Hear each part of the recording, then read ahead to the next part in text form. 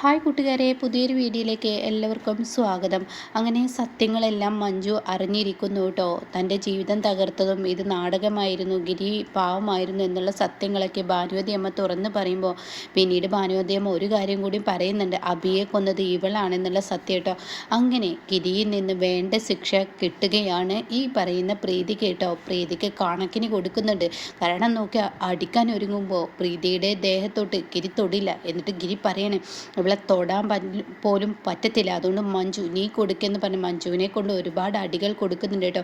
എന്നിട്ട് പറയാണ്, ഈ നാശത്തിന് ഈ വീട്ടിൽ നിന്ന് ആട്ടി ഓടിക്കുക എന്ന് പറയുമ്പോൾ മഞ്ജു ഗിരിയുടെ കാൽ വീണ് കരയാൻ കേട്ടോ. ഗിരിയേട്ടാ, നിങ്ങൾ എന്നോട് ക്ഷമിക്കണം, ഞാൻ ചെയ്തത് വലിയൊരു തെറ്റാണെന്ന് എനിക്ക് മനസ്സിലായി. ഞാൻ ഒരിക്കലും ഗിരിയേട്ടനെ സംശയിക്കാൻ പാടില്ലായിരുന്നു. അത് ചെയ്തത് തെറ്റ് തന്നെ. ഇവള് ഉണ്ടാക്കിയെടുത്ത ഫോട്ടോ ആണെന്ന് ഒരു പോലീസുകാരിയായി എനിക്കത് ചിന്തിക്കാൻ പോലും കഴിഞ്ഞില്ല. പക്ഷേ ഇവള് ഒരു വട്ടം ഇതുപോലെ ഒരു കെണിയിൽ വീഴ്ത്തിയിട്ടും രണ്ടാം പ്രാവശ്യം എന്നെ ആ കെണിയിലോട്ട് കൊണ്ടുവരികയാണെന്നുള്ള സത്യം എനിക്ക് മനസ്സിലാക്കാൻ കഴിഞ്ഞില്ല. അതുകൊണ്ട് പാപിയാണ്, എന്നോട് ക്ഷമിക്കണം എന്നൊക്കെ പറഞ്ഞ് മഞ്ജുവിൻ്റെ കാൽക്കൽ വീണ് കരയുമ്പോൾ ഉടൻ തന്നെ ഗിരി പറയണം, അത് കുഴപ്പമില്ല, എൻ്റെ വിധിയായിരിക്കാം. അതുകൊണ്ട് എൻ്റെ അമ്മയും ഞാനും നിന്നോട് ആദ്യത്തിലൊക്കെ കുറച്ച് ക്രൂരതകൾ കാണിച്ചിട്ടുണ്ടല്ലോ. ഞാൻ എൻ്റെ എൻ്റെ അച്ഛനെ കൊന്നതിരിക്കുന്നു എന്നുള്ള ആ ഒരു ഇതിൽ ഞങ്ങളതൊക്കെ ചെയ്തിട്ടുണ്ടല്ലോ. അതുകൊണ്ട് ഞങ്ങൾക്ക് കിട്ടിയ ഒരു ശിക്ഷയായിരിക്കാം എന്നൊക്കെ പറയണം കേട്ടോ. അപ്പോൾ ഉടൻ തന്നെ, മോളെ മഞ്ജു, നീ ഈ വീട്ടിൽ വന്നതിൽ നിന്നെ ഞാൻ ഒരുപാട് ഉപദ്രവിച്ചിട്ടുണ്ട്. ഉപദ്രവിക്കാനുള്ള കാരണം ഈ നിൽക്കുന്ന സ്വപ്ന കാരണം തന്നെയാണ്. കാരണം സ്വപ്ന എൻ്റെ ഭർത്താവിനെ കൊന്നത് നീയാണ്, നിൻ്റെ അച്ഛനാണെന്നുള്ള ആ ഒരു തെറ്റിദ്ധാരണ കൊണ്ടും അവൾ പറയുന്ന വാക്കുകൾ കേട്ടും കുഞ്ഞാറ്റ പറയുന്ന വാക്കുകൾ കേട്ടും ഞാനെല്ലാം നിന്നെ ഒരുപാട് ഉപദ്രവിച്ചിട്ടുണ്ട്. അതുകൊണ്ടാണ് സ്വപ്നക്കിപ്പോൾ ഞാൻ പല തെറ്റുകളും സ്വപ്നം ചെയ്തിട്ടും ഞാൻ നിങ്ങളോട് ആരോടും മിണ്ടാതെ ഞാൻ ഒരു പ്രാവശ്യം നിന്നെ ഇല്ലാതാക്കാൻ വേണ്ടി പലതും ഞാൻ ചെയ്തിട്ടുണ്ട് എന്നൊക്കെ ഇങ്ങനെ തുറന്ന് പറയണേട്ടോ. അതുകൊണ്ട് ഇനി സത്യങ്ങളൊന്നും മറച്ചു വെക്കാൻ പാടില്ല, എല്ലാം എൻ്റെ മോളോട് തുറന്ന് പറയണം. ഞാൻ അങ്ങനെ ചെയ്തിട്ടുണ്ട്, പക്ഷേ ഇപ്പോൾ എനിക്ക് കുറ്റബോധം തോന്നുന്നു. നിൻ്റെ അച്ഛനല്ല എൻ്റെ ഭർത്താവിനെ കൊന്നത് എന്നുള്ള സത്യവും ഞാൻ അറിയുന്നു ഇതിനോടുകൂടി എന്നുള്ളതും കൂടി പറയുന്നുണ്ട് കേട്ടോ. അങ്ങനെ മഞ്ജുവിനോട് എല്ലാവരും മാപ്പ് പറയും, മഞ്ജു അങ്ങോട്ടും മാപ്പ് പറയാൻ കേട്ടോ. എന്നാൽ മഞ്ജു ആണെങ്കിൽ ഒരു തീരുമാനമെടുക്കുകയാണ്, ഇനി ഇവളെ അങ്ങനെ വിട്ടാൽ പറ്റത്തില്ല, അബിയെ കൊന്ന കൊലയാളിയെ എന്തായാലും ജയിലിലോട്ട് പറഞ്ഞേക്കുക എന്ന തീരുമാനം എടുക്കണം കേട്ടോ. അങ്ങനെ അബിയെ കൊന്ന കൊലയാളിയെയും കൊണ്ട്, അതായത് പ്രീതിയെയും കൊണ്ട് മഞ്ജു ജയിലിലോട്ട് വിടുന്ന ആ ഒരു സീന് തന്നെയാണ് കേട്ടോ. എന്നാൽ ഈ സമയം പ്രതീക്ഷയാണെങ്കിൽ തൻ്റെ അച്ഛനെ ആദ്യം തന്നെ അംഗീകരിച്ചിട്ടുണ്ടാവും. അതുകൊണ്ട് തന്നെ പ്രതീക്ഷയും മഞ്ജുവും ഗിരിയും ഇനി ഒന്നിച്ച് ഭാനുവതിയമ്മയുടെ വീട്ടിൽ നിൽക്കുകയാണ്. എന്നാൽ കാര്യങ്ങളെല്ലാം സ്വപ്നയുടെയാണ് കൈവിട്ടു പോകുന്നത്. ഇതേ സമയം ഇനി ഭാനുവതിയമ്മ ഗോപാലനെ കാണാൻ വേണ്ടി പോകുന്ന ആ ഒരു രംഗമാണ് കേട്ടോ. ഗോപാലനാണ് തൻ്റെ ഭർത്താവിനെ വിഷം കൊടുത്ത് കൊല്ലുന്നത് എന്നുള്ള സത്യം അറിയുമ്പോൾ ഭാനുവതിയമ്മക്ക് സഹിക്കില്ല കേട്ടോ. അങ്ങനെ ഭാനുവതിയമ്മ നേരെ പോകുന്നത് ഗോപാലൻ്റെ അരികിലോട്ടാണ്. അങ്ങനെ ഗോപാലനോട് കാര്യങ്ങളൊക്കെ ചോദിക്കുകയാണ്, എടാ ദ്രോഹി, നീ എൻ്റെ ഭർത്താവിനെ ആ സെല്ലിലിട്ട് കൊന്നിട്ട് നിനക്ക് വേണ്ടി എൻ്റെ ഭർത്താവ് പല തെറ്റുകളും ചെയ്തിട്ടും ആ മനുഷ്യനെ നീ എന്തിനാണ് കൊന്നത് എന്നൊക്കെ പറഞ്ഞിട്ട് ഗോപാലന് കണക്കിന് കൊടുക്കുന്നുണ്ട് കേട്ടോ. ഈ സമയം ഗിരിയും ഉണ്ടാവും. അതുകൊണ്ട് തന്നെ കിട്ടുന്ന അടിയൊക്കെ വാങ്ങുകയല്ലാതെ യാതൊരു നിവൃത്തിയില്ല കേട്ടോ. അതുകൊണ്ട് തന്നെ ഇനി ഗിരിയോട്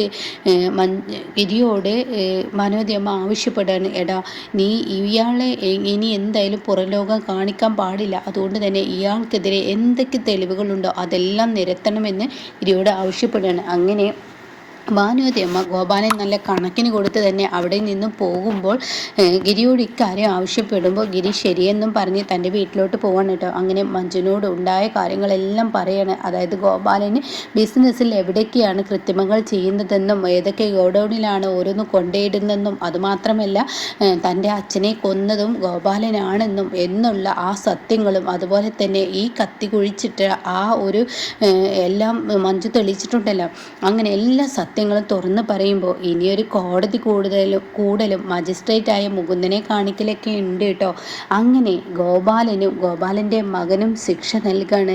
അതുപോലെ തന്നെ ശാലിനിക്കും ശിക്ഷ നൽകുന്നുണ്ട് കേട്ടോ. ആ കുഞ്ഞിനെ കൊന്നത്, അതായത് ആ നടുറോട്ടിൽ വെച്ച് ഒരു കുഞ്ഞിനെ കൊന്നിട്ടുണ്ടല്ലോ, ആ കേസും കൂടി അങ്ങ് കൊത്തിപ്പൊക്കും മഞ്ജു. എന്നിട്ട് ഈ 3 പേരെയും സെല്ലിലടക്കുന്ന ആ ഒരു കിടുക്കൻ സീനാണ്. പിന്നീട് ഗോപാലൻ്റെ സ്വത്തുക്കളെല്ലാം ഗോപാലൻ തെറ്റായ മാർഗത്തിൽ ഉണ്ടാക്കിയതാണ് ആണെന്ന് മഞ്ജു ആ തെളിവുകൾ കോടതിക്ക് മുന്നിൽ തെളിയിക്കുമ്പോൾ ഗോപാലൻ്റെ സ്വത്തുക്കളെല്ലാം കണ്ണുകെട്ടാനുള്ള ആ ഒരു കോടതി ഉത്തരവും വരും കേട്ടോ. അങ്ങനെ ഗോപാലൻ കന്നാസ് ഗോപാലനായി ഇനി പുറത്തോട്ട് വരുമ്പോൾ ഗോപാലന് ഒരു ഉടുതുണിക്ക് മറുതുണിയില്ലാതെ ആയിരിക്കും കേട്ടോ ഇനി ഗോപാലൻ ജീവിക്കാൻ പോകുന്നത്.